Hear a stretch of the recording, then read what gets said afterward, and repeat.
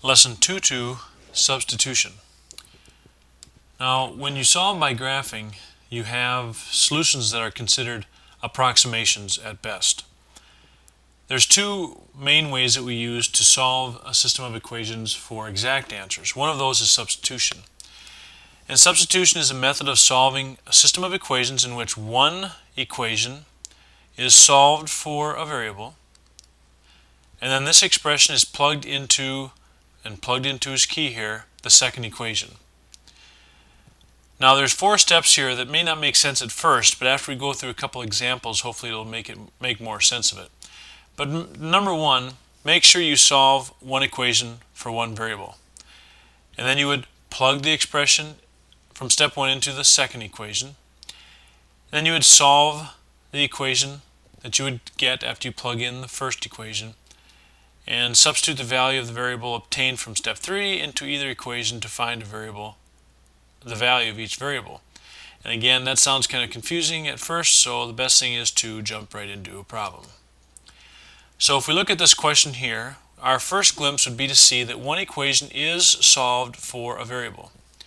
Now that's important to us because we're going to take what y is equal to, and we're going to plug that into the y of the second equation. So we will get 4x minus 2, and then y becomes this new piece.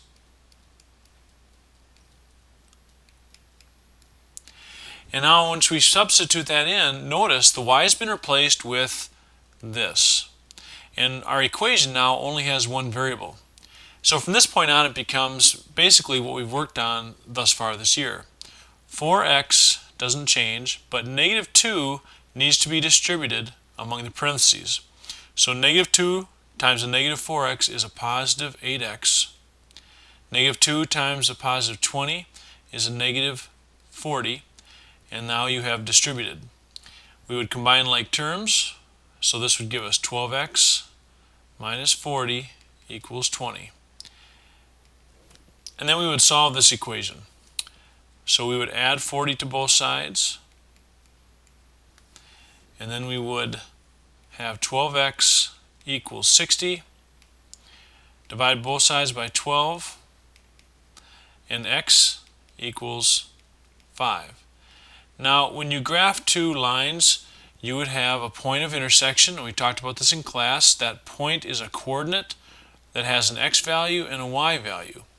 You just found the x value. So up here, let's put the solution that we're looking for, and the x we just found out was 5. So now we want to find out what y is. Now we can find that out by taking this x value and plugging it into either this equation or this equation. Now this one's probably recommended just because it's solved for y already. So if I have y equals negative 4x plus 20, I'm going to plug a 5 in for x. So now we have y equals negative 4 times a 5, that's where the x goes, plus 20.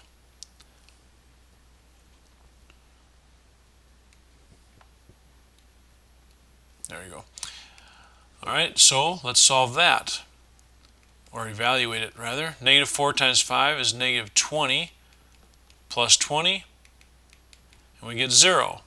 So they would intersect at the coordinate 5, 0. And that's solved. Number 2, a very good example here. Notice that both are solved for a variable. So you can pick either one to plug into the other. So let's just take the top one, and we're going to plug in negative 3x plus 5 in for the y of the second equation. So now we have negative 3x plus 5 equals the rest of the equation. Now again, notice you have an equation with only one variable, and that's the point that we're trying to get here. It's our method of solving. We go from two variables down to one. So I'm going to combine like terms by moving the x to both sides, and this is a negative 1, so now we have negative 3 minus 1, so negative 4x plus 5 equals negative 7. Alright, so let's subtract 5 from both sides. in our attempt to solve this. So now we have negative 4x equals negative 12. Divide by a negative 4. And x equals a positive 3. Now again, it does not matter what equation you plug that information into. You would be right either way. So I'm just going to choose actually, you know what? I'm going to choose the bottom one because it's a little bit easier to look at, a little bit less complicated. So let's do that one. I know that x is 3, so I plug that in. Again, we said x is 3, so I plug a 3 in for x, and now I find out what I get.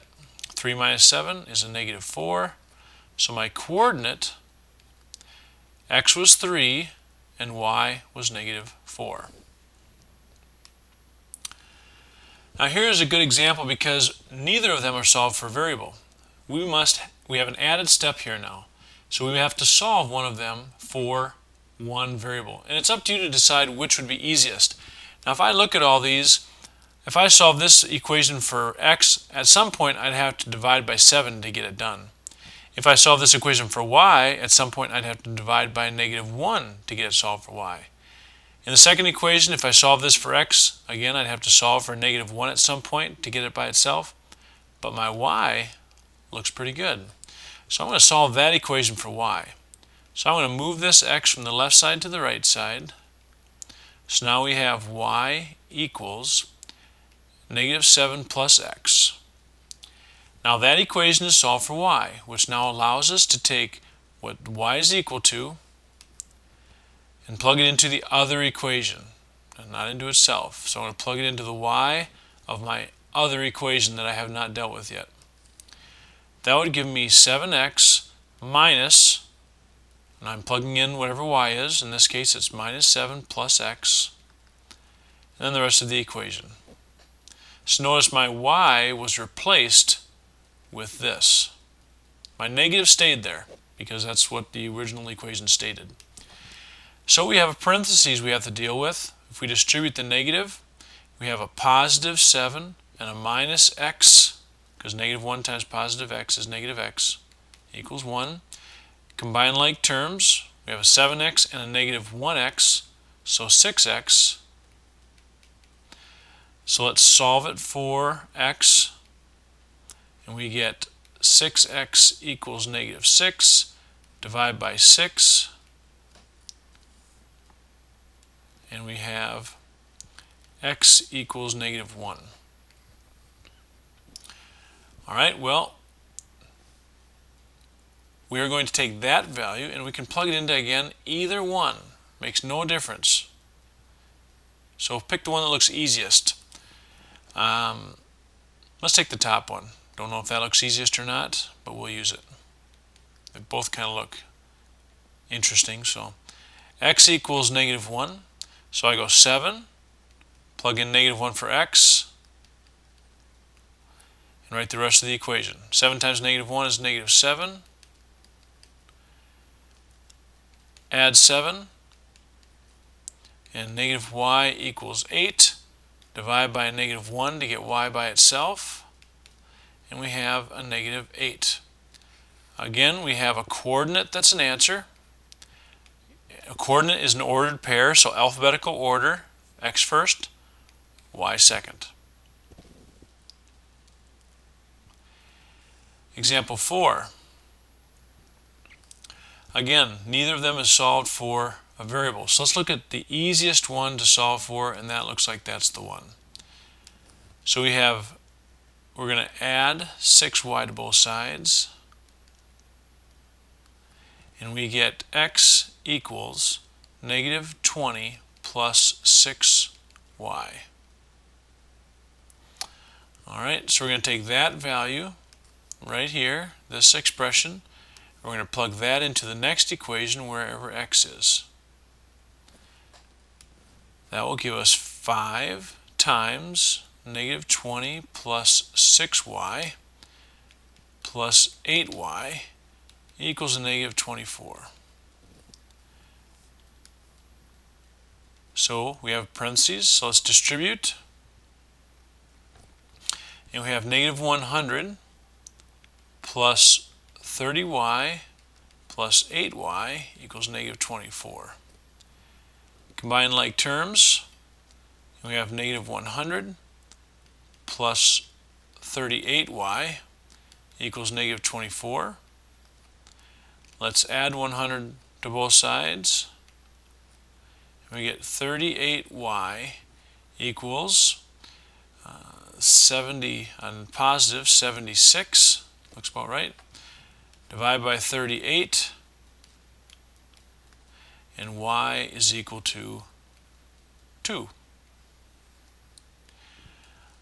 So let's take that to the equation we solved for x already. That one will be the kind of, we've already solved it, so for x, that's probably the easiest one, and we can plug it into this one, or even this one. I haven't done that in the previous questions, but we could have. But let's get used to using that one we modified. Sometimes it's easier to use. So we have x equals negative 20, plus 6 times y, which we found out is 2. So x equals negative 20 plus 12. Add them because they're like terms, and we get a negative 8. So again, paying close attention to alphabetical order, my x is first, and my y is second, and that happens to be 2. All right.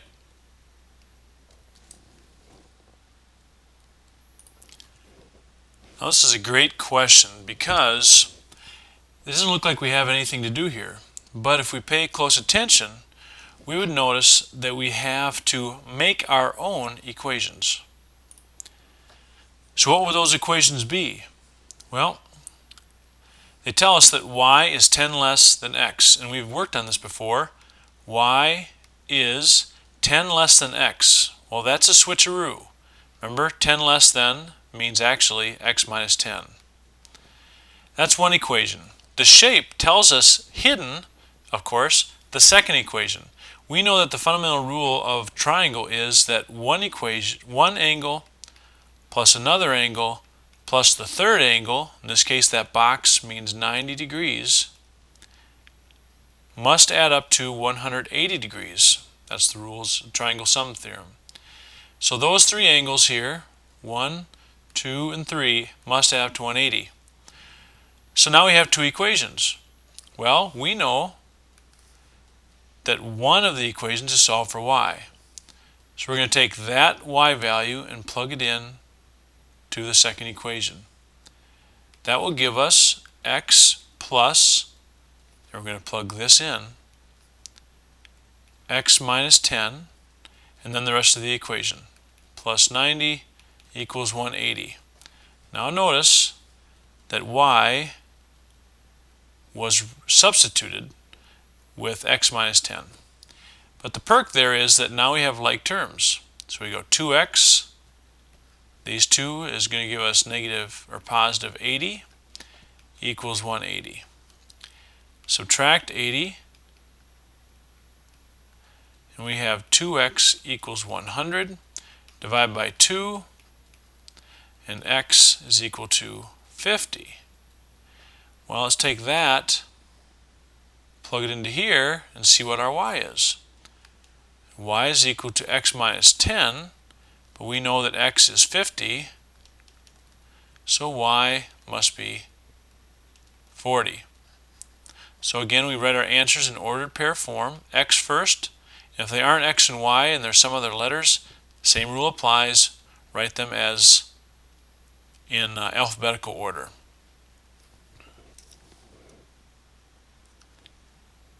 And here ends lesson 2-2.